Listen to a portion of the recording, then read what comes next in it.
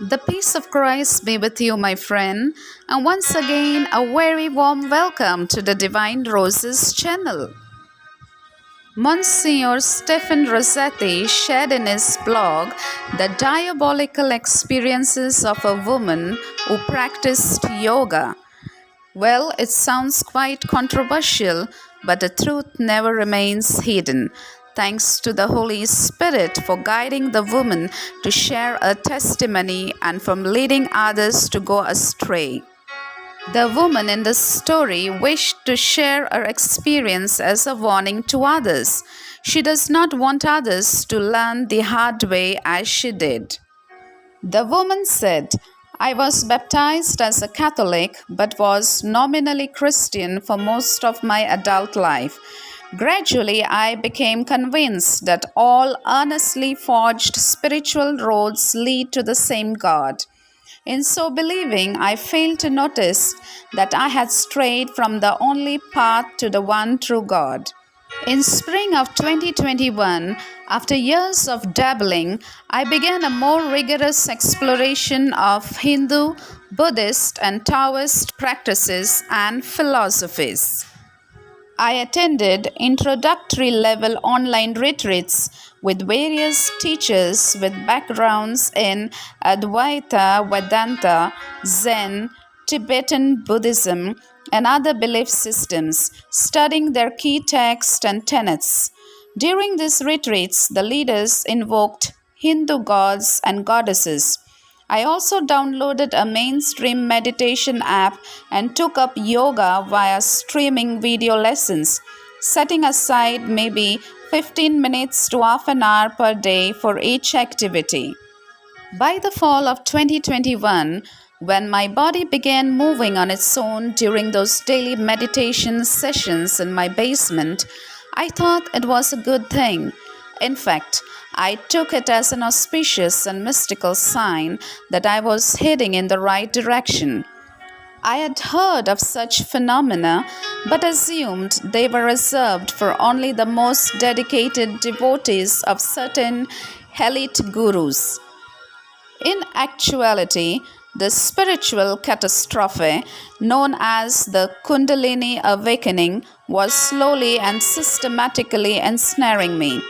As I was doing visualization exercises and reading the apocryphal Gospel of Thomas, I felt a rising pressure up the spine to the top of my head, constant movement and pressure, and the opening of my chakras.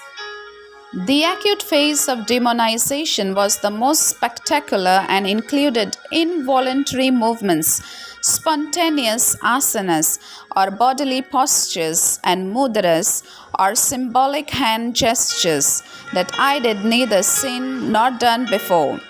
Through experimentation, I quickly progressed to automatic writing, counterfeit visions, and near constant communication with a being I mistook for the Holy Spirit of the Bible, but hailed from a different source entirely. Turns out those passages in the New Testament in which Jesus casts out demons are journalistic reports, not allegorical relics of a time before modern science could properly identify mental illness. By the spring of 2022, it was becoming clear that if I wasn't fully there already, I was very close to being fully possessed by an imposter Holy Spirit that had suddenly begun torturing me. I lost nearly everything, my marriage, many friends, and 2 careers, because I had fervently sought God through the wrong channels. The overwhelming presence that was constantly accompanying me, so loving and beneficent during the initial months, had abruptly turned wrathful and accusatory, claiming I would soon go to hell for a lifetime of sins, which it laid out in exhaustive detail. Satan isn't called the accuser for nothing. In the series of intensifying episodes, I was squeezed and burned from the inside with choking, suffocating, and crushing sensations that ramped up whenever I tried to rest. Shortly thereafter, my so called God revealed its real identity as a pair of demons, if not more, who mocked and insulted me. Their goal had always been to drive me to destroy myself using methods that were very specific to me. Being demonized has been a shocking and devastating experience for which I have struggled for more than 2 years to find words despite having spent nearly 25 years as a professional communicator, writer, and scholar.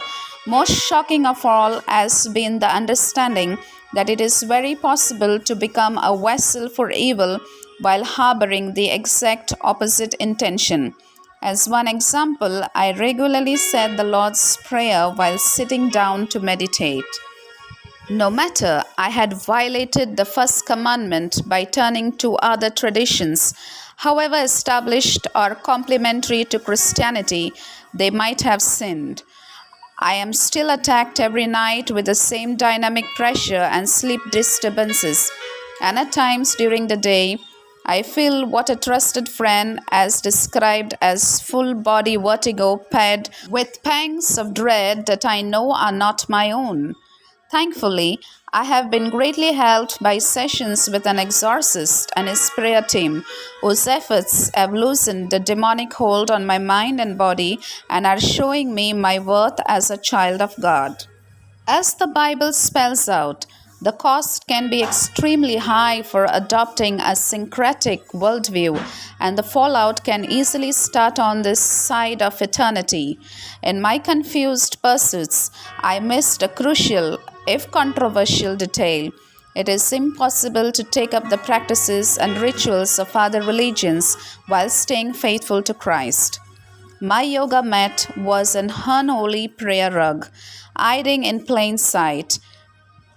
Even going through the motions of yoga or sitting in meditation for the sake of cultivating mindfulness can send a particular message, even an invitation through the body. In so doing, I had repeatedly and unwittingly worshipped other gods who weren't gods at all. I learned the hard way.